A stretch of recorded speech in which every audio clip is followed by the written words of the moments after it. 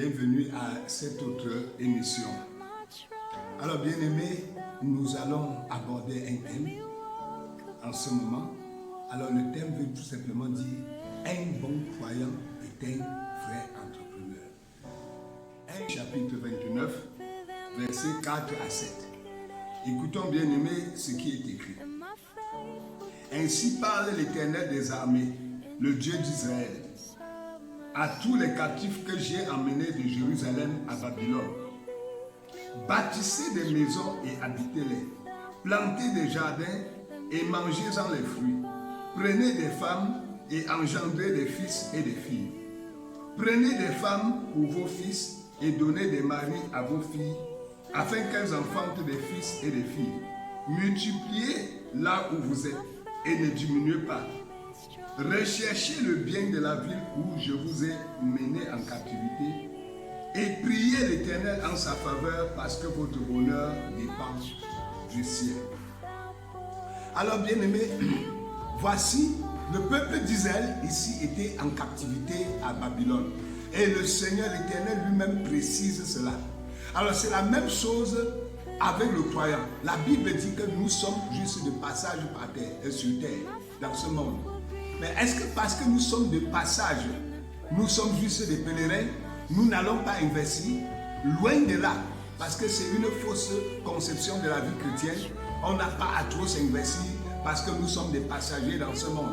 Non, le peuple d'Israël était à Babylone et ils avaient l'espérance que Dieu devait les ramener un jour à Jérusalem. Alors bien aimé, mais Dieu leur dit ne croisez pas les mains et restez avec votre sac au dos parce que d'un moment à l'autre vous allez rentrer. Il dit investissez dans le pays où vous êtes. Bien sûr vous êtes en captivité, vous êtes de passage là-bas. Alors maintenant, revenons dans le Nouveau Testament. Le Seigneur aussi nous dit travaillez, vous êtes sur terre pour une courte durée. Mais vous n'allez pas rester les bras croisés. Donc un chrétien bien-aimé doit être un fervent entrepreneur. Un chrétien, un enfant de Dieu doit être un investisseur. Il dit bien, bâtissez des maisons et habitez-les. Plantez des jardins et mangez-en les fruits. Ainsi de suite, prenez des femmes. Alors bien aimé, le Seigneur veut que pendant le court séjour que nous avons dans ce monde, là où tu es, dans le pays où tu te trouves, tu dois être un investisseur. Tu ne dois pas être un paresseux, bien-aimé. Tu ne dois pas être un paresseux.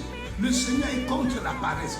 Tu ne dois même pas être quelqu'un qui fait n'importe quoi. En fait, quelqu'un qui veut tout simplement dépendre des autres. Tu dois être quelqu'un qui initie les projets. Tu dois initier les projets. Bien-aimé, c'est le chrétien qui doit être le premier dans l'entrepreneuriat. Parce qu'il est boosté par la parole de Dieu. Alors bien aimé, le Seigneur dit de deux personnes qui seront au champ, l'un sera pris et l'autre laissé. Dieu n'a pas dit, le Seigneur Jésus n'a pas dit de deux personnes qui auront les mains croisées en attendant l'enlèvement, l'un sera pris, l'autre laissé. Le Seigneur vient nous enlever pendant que nous travaillons. Il vient nous trouver là où nous sommes, dans la chose que nous sommes en train d'entreprendre. Donc ce n'est pas parce que nous attendons bien aimé le retour du Seigneur que nous devons rester les bras croisés. Parce que nous ne connaissons ni le jour ni l'heure. Le Seigneur a dit, nul ne connaît ni le jour ni l'heure. Les chrétiens bien aimés de la première génération croyaient que c'était à leur époque que l'avènement du Seigneur devait arriver. Malheureusement, ils sont morts plus 1000 ans après.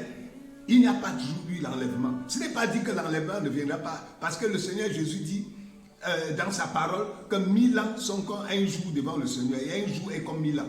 Donc bien aimé, nous devons être au travail. Tu dois crier à Dieu, il va ouvrir ton esprit, il va t'inspirer les projets que tu peux faire. Parce que l'église est pauvre, parce que les chrétiens ne veulent pas travailler. Donc on a des philosophies, non on ne doit pas investir dans ce monde, on est passager dans ce monde. Non bien aimé, ça c'est une fausse philosophie chrétienne. Personne ne doit entreprendre dans ce monde plus qu'un enfant de Dieu. Il dit investissez dans le pays où vous êtes. Oui, vous êtes en captivité.